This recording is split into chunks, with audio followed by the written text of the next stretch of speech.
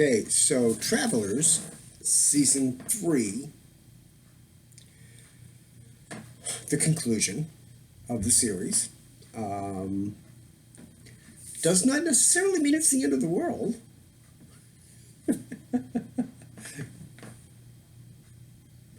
Anyways, so the premise, futurists come back in time to fix a couple of things that sort of mess up the future. Because, it's the first rule we learn in time travel is always go back and change things. Because you can always calculate the butterfly effect. If you think you and because they actually tell you in all these other stories, don't change anything because you could kill your great grandfather or something, and then you wouldn't exist to change things. And then there's the whole multiple timelines thing, which sort of like, instead of that timeline getting rewritten, their theory is a separate spur creates from your actions. It's been done both ways. Multiple timelines, which get really confusing because, especially if you're in one timeline trying to control all these changes, but you're not seeing them because you're not in these other timelines.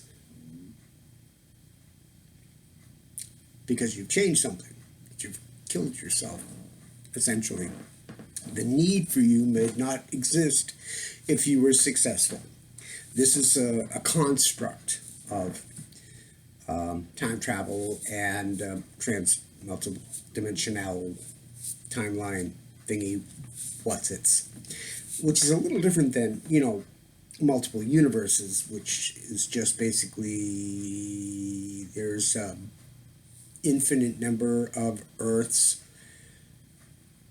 possibly because Earths weren't the first thing in the universe, and therefore at some point since the Big Bang, maybe our galaxy didn't form because of a current that another galaxy made, because things are fluid and that's how things are made. It's basically matter when the Big Bang happened didn't just disperse perfectly evenly.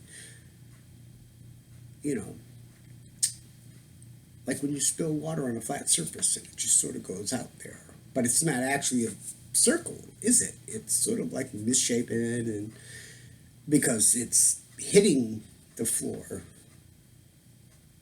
at different angles. Anyways, that sort of went off topic there. Back to the show. Do the characters maintain the characters? Yes and no.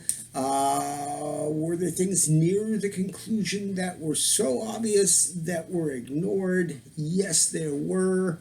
They had to fulfill the climax, regardless of the dominoes falling in the wrong direction or just skipping dominoes because they didn't match the narrative. Big words. So anyways, things happen. Some things change, some stay the same, and then they conclude with a conclusion that does not conclude everything. You have to always leave room for Jello. Jello is essential in the universe. You can't have a universe without Jello. That's the one constant they don't tell you